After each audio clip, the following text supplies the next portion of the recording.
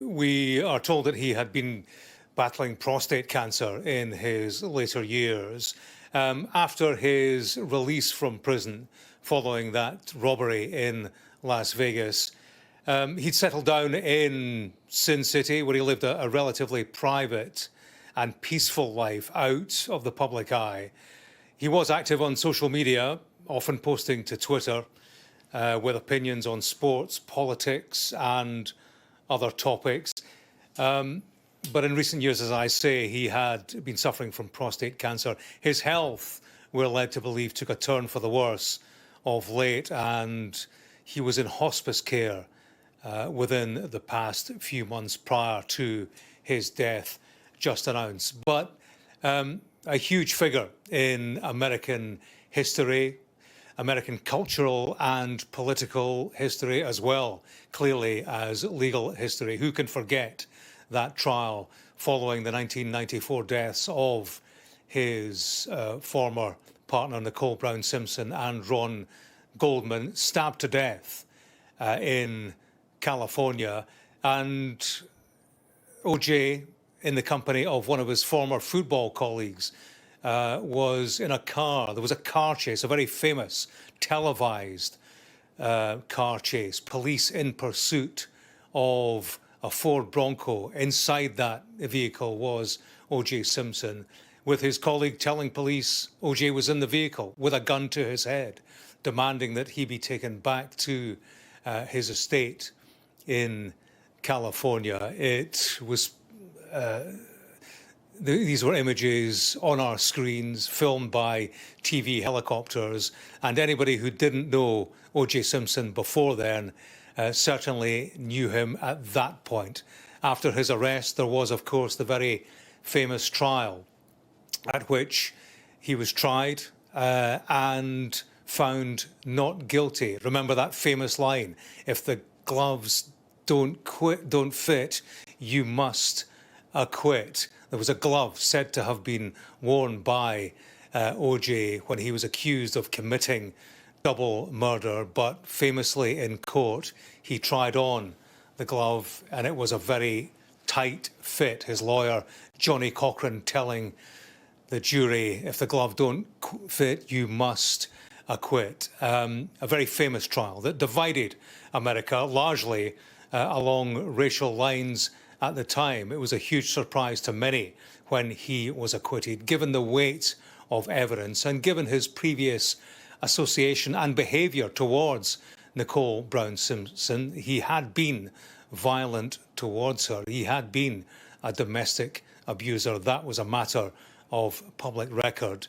But ultimately, he was acquitted. And you're looking at him there in a legal setting wearing prison garb. The law eventually did catch up with him after he went into a hotel in Las Vegas in the company of others. There were weapons involved. He was looking to retrieve memorabilia, and that was deemed to have been a robbery aggravated by the possession of a weapon, and that's what did land him with a jail sentence. In the view of many, he had it coming to him, an individual who deserved to be behind bars for crimes for which he had been acquitted in the past. But he certainly served a number of years in prison prior to his release, and as has been reported by his family today, his latter years were spent in hospice care, or his latter months certainly were in hospice care, having suffered from cancer and dying at the age of 76. An American icon, a man who was celebrated for his sporting achievements and acting achievements. Don't forget, he was extremely high profile, a superstar, top NFL football player with the good looks, with the charisma, the presence on the pitch, presence on the screen, which enabled an acting career in films, comedy films largely. He was a man who could play the fool on screen, and was very much a prominent, celebrated individual for achievements across the board, which is why it was such a shock when America learned of the death of his partner and her friend, and America looked on in disbelief, as did the rest of the world, when they saw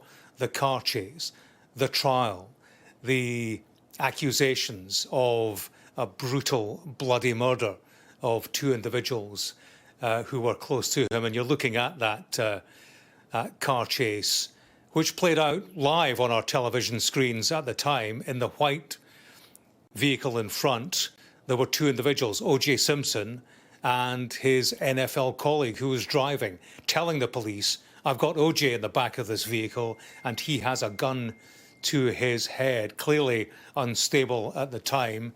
A car pursuit, and you see the number of police cars involved in that. It was jaw-dropping television at the time, not just because of the visual spectacle, but because of the personnel involved. O.J. Simpson, big star, big football star, big star of our cinema screens.